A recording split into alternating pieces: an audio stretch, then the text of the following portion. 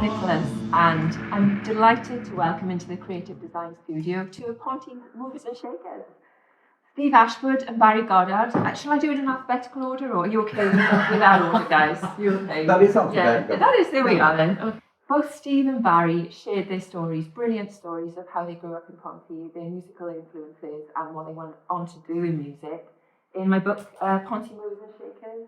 We're just going to have a chat today about the things that influenced them and what they've been doing for the last 40 years. 400 years. They don't look old enough. And I thought we'd start with our early influences, because I think we were really lucky to grow up in the 70s when we did. We still had all our old aunties and uncles and family members around us with all their records, talking about their music. And we grew up at a time, I just think the 70s was the best year for music. Absolutely. There was just so much amazing music. And I know, Barry, you and Nan introduced you to T-Rex. We did indeed, yeah. So how did that all happen? We used to go up my nan's on a Friday night, or a Thursday, I can't remember which night, Top of the Pops was on there. Yeah. But we'd always have tea and watch Top of the Pops together. Yeah. And it started and she went, "Oh, bloody hell! You're going to like this band." And she goes, T-Rex Getting On 4. And I was like, who the hell is that? Yeah, yeah. It was just like, off another planet. I just fell in love with it there. Yeah. There was nothing like him, was there? Nothing at all. So many people in the book say what a massive influence Mark Bolan was and how much he loved it. Every musician I've ever worked with has been influenced by him. Yeah, and same with you, Steve, as well. Absolutely, yeah. Oh, I used to fantasize about it. I think everybody did. Yeah. I didn't. How dare you? So what age would you have been roughly, when, because T-Rex was very, 72, really took off. 71, 72, yeah. With Hot Love, because I was number one for some 10 weeks. So I was 9. Yeah. And they had a pretty good run, and I know that towards the end of their career, they actually embraced the punk bands, didn't they? I think they brought the Damned on tour with them. And Generation X, I think. Yeah, so they had a really pretty good run, didn't they? So did you go and see them? And I saw T-Rex in 1972 when Telegram Sound was number one. It was unbelievable. I never got to see them. Ah, right. Sadly. Yeah. You were really about 6 then, weren't you? They never came to the school disco. So tell us about the gig, the T-Rex gig. Oh, it was a boys' club outing, and it was 75p a tickets. We all had to fill back for that. Yeah. 75p to see T-Rex. We were in the after, because he did 2 shows, one at 4 o'clock, one at 7:30. Wow. We went to 4 o'clock. In Cardiff Capitol Theatre. Capitol, right. And you just got, as soon as he came on, the whole place started screaming, and we met him. I looked at my friend Philip Spry, and he was screaming. I looked at the youth club worker that was looking after us, and he was screaming. I realised that I was also screaming, but I didn't know it. Yeah. It was complete frenzy. Absolutely. Yeah. Can you remember any of the songs? Yes, I remember exactly what he started with, Getting On. Wow. It was brilliant. Little known to us and to anyone at the time. They only did 6 gigs on that summer tour, and they filmed the Cardiff one and recorded it. Yeah. There's a clip of Baby Strange on YouTube, and I didn't know they'd released I think it was 8 tracks that they mastered and recorded. Yeah. And until I had a birthday present of Holly Johnson, and it was the album on purple vinyl. Wow. So, Steve, you grew up on the Common, didn't you? I did, yes. Yeah. And you said you had a dance set record player in the house. Yeah, that was given to me when I was about 4 years old, I think, something like that, 3 or 4 years old. Yeah. Along with a huge pile of old 78s and 45s. So what kind of thing would the family be listening to, or what kind of records? Well, my father was totally into classical music and choirs and all that type of thing. Yeah. And my mother was into Motown. So, what a mixture. Yeah, exactly. Yeah. So quite a good mix, to be fair. Yeah. All the records I used to listen to on the dance set were classical mainly. Wow. Up until T-Rex. Yeah. And then I know the Sex Pistols were your next big influence after that, but we'll talk about that. Yeah, there's quite a few in-betweens. Yeah, would you go to the record player and listen to all those family records and get your influences from them? And and the radio, of course. Yeah. And of course, Top of the Pops was the big thing of the week. You know, I remember rushing home every Thursday. I put the key in the door upside down once and broke the front door key. Rushing to try and get in for Top of the Pops. But it was... The two to them, what a waste. Oh,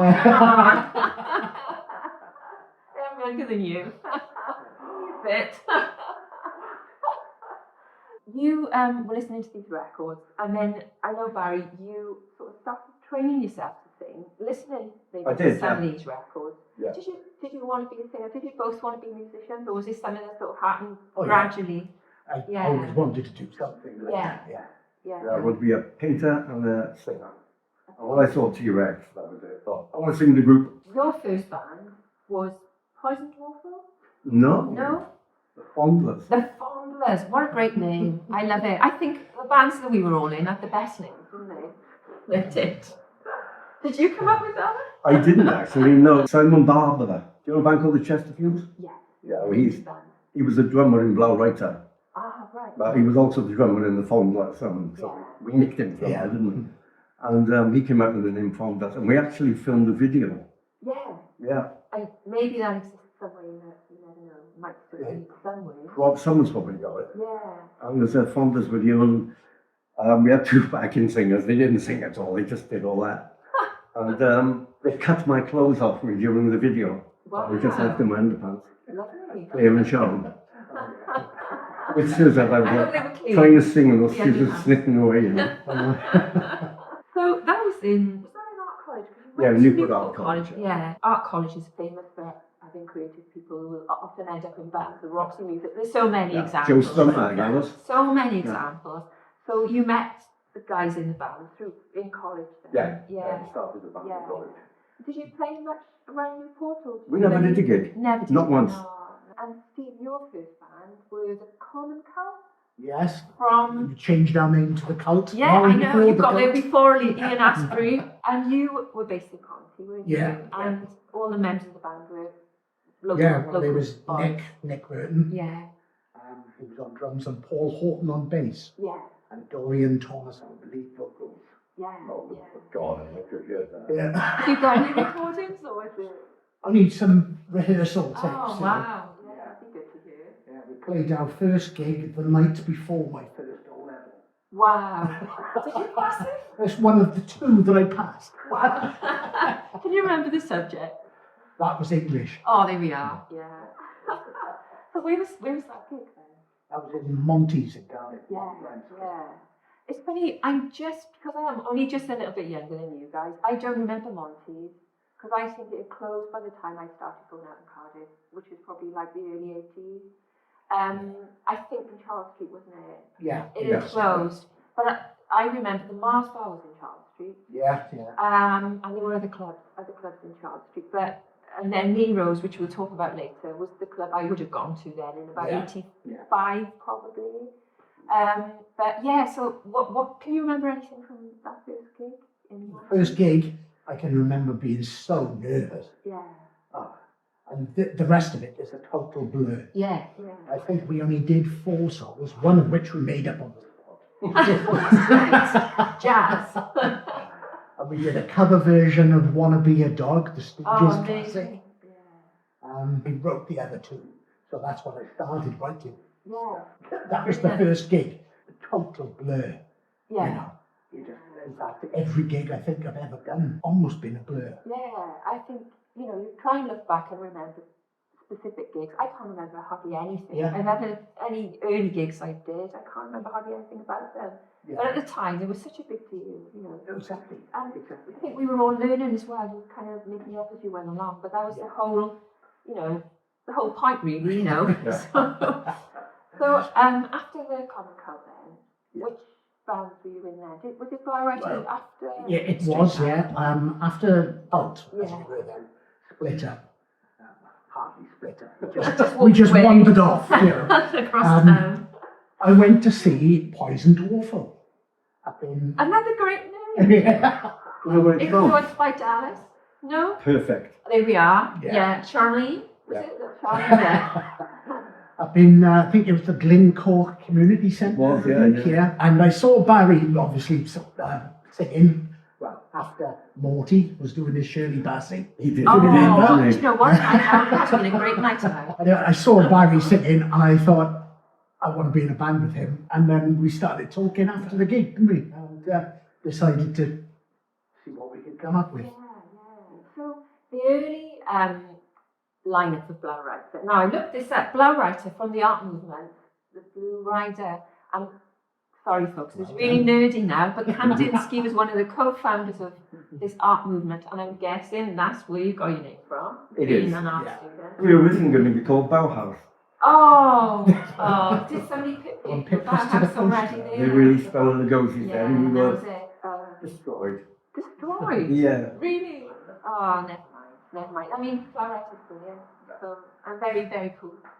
Nobody could ever remember it. I was No, I know. It's really hard to spell though. I think I have to keep checking in my book. Have I put the E on the end? Yeah. Oh, thank God.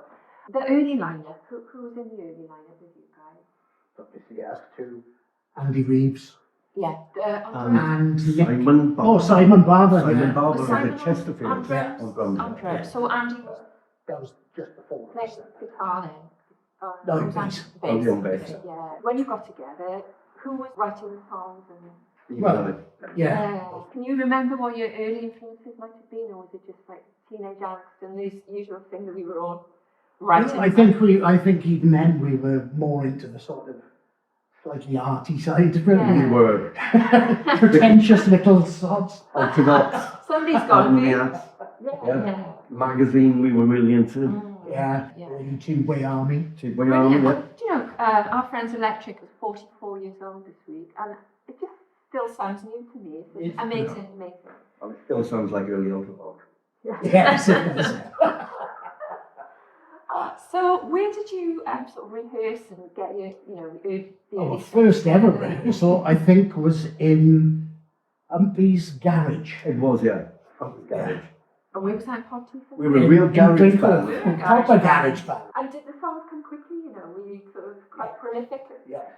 Very. I think we probably ended up throwing a lot more away than we kept. Far more. Ultimately. Yeah, absolutely. And where did you record? Did you do early demos?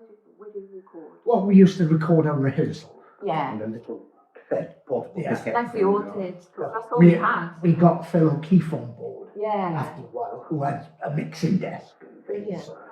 Yeah, exactly. Yeah. Now Phil recorded all the Ponty bands from the early 80s onwards, and without him, we wouldn't have any of these This is demos true. we still got. So thanks, Phil, if you're listening. Thank you, Phil. Yeah. Now there's a brilliant photo of Blaue Reiter in the book, and it looks really futuristic. But it's by Ponty Precinct, isn't it? It's the one you're all lined up. Yeah, trying to find That's with Simon, isn't it? Yeah. That's yeah. a really great Paul photo. Holden took those. Yeah, Oh, Paul I love that photo. I like that photo. Almost craftworky, That's isn't what it? I'm Yes, yes, thinking. yeah. It's very futuristic. Brilliant. And if somebody goes shopping in the precinct just behind it, ruin the moment. Looks like someone's put a bowl on my head and shaved around it. Oh, I think I had that haircut then, didn't I? I Everyone always looks remember great. here in the Pontypridd Observer, they'd always spell your name wrong or do something. Oh, yeah. Catch your ear off. I put a lot of work for it, didn't I? Oh, yeah. Now, where did you play your earliest gigs with Blaue Reiter? The YMCA. Oh, yeah, there's a ticket or a poster in the book as well. Yeah. Was that Campaign that one? was our first gig? First time Yeah. I did, yeah. Yeah, and with Campaign 1. Yeah. And were they more sort of punky than you, Campaign 1? I never saw them on stage. We weren't very punky. No, We we were, were. We they were moved more on. punk Yeah. Sort of style. thing. We were very post. Yeah. Very arty farty. Yeah. And what about on stage? Was there any sort of, staging, or did you just play? Yeah. The first gig, there was no staging at all, which I was very disappointed with. Do you remember? Oh, Yeah. not big curtain, blah, blah, blah. So then I painted a huge backdrop. Amazing. Right. Yeah. I used to go on stage with backdrops. Yeah, they were lucky to have you on board as the resident artist as well. So, and then did you play venues in Cardiff, or did you support? Was it the Straits you supported, or? No, we supported the Rosillos. Yeah, was that Newport? Yeah, the Stove. Stove in Newport. And we supported Naked Lunch. Did we? We did. And As I said, it's a blur. What was that band where they had a tall singer with a bald head? Because we did a futurist stage, do you remember? Cabaret Voltaire or something. We played the Stowaway twice. Yeah. Not Cabaret That's Voltaire, right. it was something like that. But Liquid Classics Lunch Move Rolls. Classics Yeah. Move. Perfect. Yeah. They were the headline. Sal Solo. Solo. How do we keep all this stuff in our head? Well, they were on, it was Naked Lunch. So excited, I can't remember. Exactly. What kind of audiences were you playing to? Was there like kind of sort of, artier kind of kids? Mainly. Mainly. They were the ones that would sort of come and And see us friends. on a regular. Yeah. And then when New Romanticism burst onto the scene, we got a lot of New Romantic. We used to wear loads of makeup. Yeah. We looked like tarts. Lovely. Hard work looking like a tart. So, you recorded with Phil. Did you record with Phil at the BBC studios? Yes. That's right. Yeah. In now, I wasn't sure if they were spot or roast, but it was kind of the was border roast. of roast. It was in an old church. So, and you recorded three songs, Yeah. and can you remember what they were? Where He Stands, Yeah. The Man Who Spoke, and Before the Mirror. Yeah, and did you all co-write those, or No, we did you wrote wrote them all? They got played on John Peel, didn't they? Or one or John two Peel of loved them. it. Yeah. And I've heard his record collection where he kept, Yeah. when he died, after he died, the Blaue Reiter singles in it. Oh, amazing. So I've got that. Yeah. Were you, like, I was a big fan of John Peel. Did you listen to his show every week? Like, Yeah. Oh, yeah. Yeah, it was like religious. Home from the land. Yeah. Turn It On. Yeah. But the best one was Turn It On, the Hearing Out single. And he loved it. He did. Partly Kid Jensen also played it. Oh, yeah. But they passed the single around, so that was good. You played in Cardiff, didn't you? But you said that kind of the band kind of ran out of steam because there weren't the venues for you to. We played them all, and it was nothing was going anywhere. Yeah. So Steve and I decided to jump ship. Yeah, and then you formed Satyricon. Well, it became Satyricon. Yeah. At first, it was Fragile Tides. I like that. Yeah, I can imagine floating around the living room to that. All about that. We weren't very fragile, but definitely tidal. Soon I'll be like. We used to go on stage with, Meltonian shoe polish. The silver one was really toxic. We cut our faces with it. Just one half of I it. just a complete side of my face. Yeah, I mean, I love those photos from those days. But I was going to ask you about the makeup because apart from using like shoe polish or whatever that polish was, what did you like go to get into black eyeliner? What did you do in those days? Did you use like regular makeup? Get stuff. We used to get pan stick. Oh yeah, grease paint. Pan stick, green stick. But also I was growing up with a girl called Gail who showed me how to put makeup on properly. I didn't like anyone putting eyeliner on my eyes. And the clothes, now early on you said was it your nan or your auntie used to help make you My auntie Brenda. stage clothes? We were a bit sort of close saucy at that time, weren't we? Yeah. Apart from when we played the art college in City Road. City Road out And it was mainly a bikers deal, I think, wasn't it? And we Yeah. came on in Rex cocktail Oh, glasses. you left that. just to get their backs up. I was a bit aggressive towards Or just a wasn't I? bit. What was the night when Bari tied you all up and you had a rope Oh, I around your know. neck? Which Bari was that? That was in Blaue Blaue Reiter. Reiter. What Yeah. happened there? Did you have a lucky escape? Was that the boot hotel? I decided I got bored with them all. I decided to tie them all up. But he did a complete loop around my neck and then pulled. Oh, God.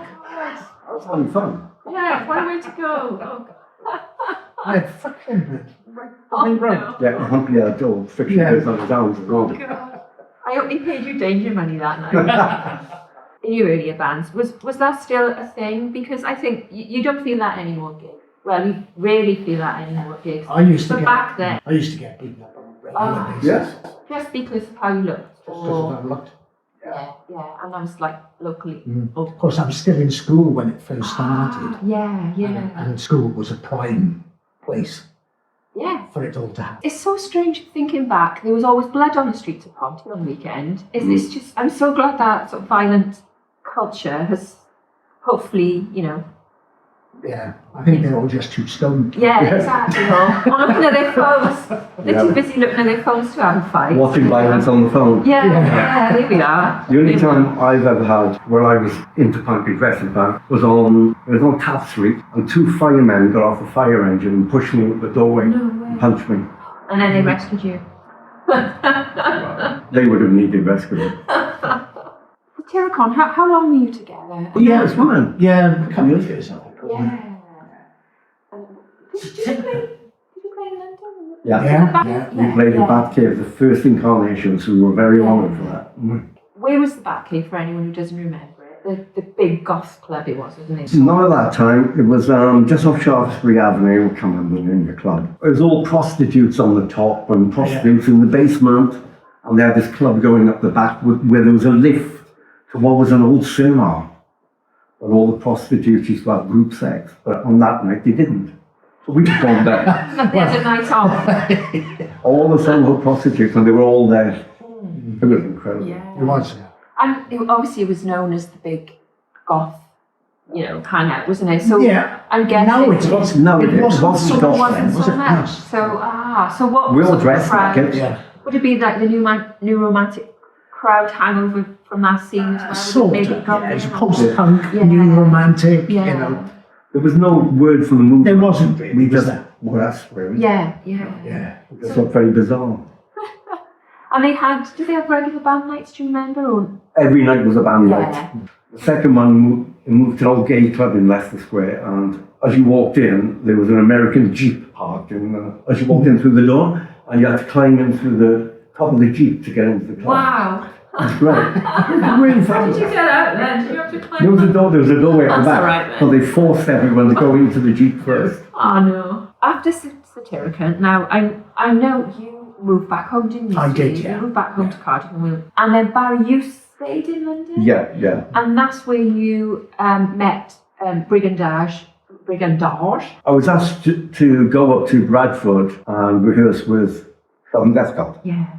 So I went up there and did that, and it wasn't really my cup. We even demoed, didn't feel right, so I didn't do it. So I went to Ollie, who was the lead singer of Specimen, Yeah.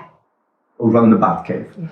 I went, it's not working. I went, well, there's a band called Brigandage, and I've just sacked their lead singer, who was a girl called Michelle. So I went down to rehearse with them and got the job. Yeah.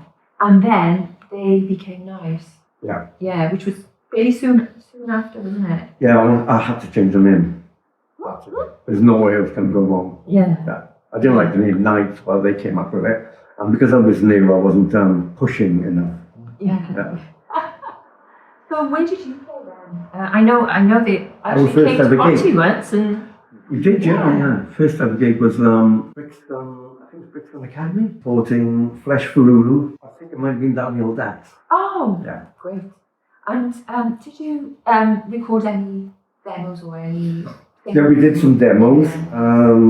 Then we got a David Jensen session. Oh, amazing. I didn't know that. We did it. Wow. Which band signed to Rough Trade? Did Mike sign to Rough Trade? No, we signed to Chrysalis and Oh, right. Yeah. And was that an easy thing to Not do? really, no, because EMI only wanted to sign me. Ah, okay. So it was a bit problematic. Yeah, it's a bit of a Tom Jones and the Senators kind of situation. So then certain people in the band found out that and left without even saying anything. Then you became a backing singer for Then Jericho. Ben Jericho. And Jimmy Somerville, you went on a world tour with We did, both bands.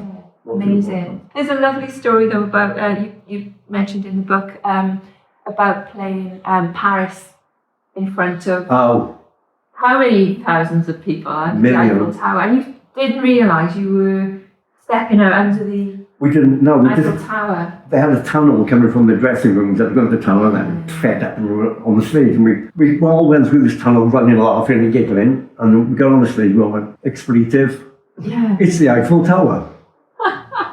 And we were standing underneath the Eiffel Tower and then the music started and we just went into Oh, automatic. brilliant. That was incredible. Yeah. Steve, when you came back to Yeah. Cardiff, you formed the band The Swine Things. It did, yes. Yeah. Yeah. I love the swing things. See, I missed them, but I would have been going to Nero's around that time. But I think I must have missed your band. What Yeah. was that about 86? 85, 85, 86? 80, yeah, about 86, I think it must have been. Yeah. Yeah. So the Yeah. other musicians were Yeah. all from Cardiff. Yeah, there was Yeah. Matt Wakeham, and you've done stuff with Matthew as well. Yeah, yeah. Since Yeah. the guy on drums, Steve Riddle, and there was Phil Coles. And I think that was it, I think. Yeah. Yeah, it was just the four of us. Yeah. Yeah. Yeah, of course. Can we stop the recording for a minute?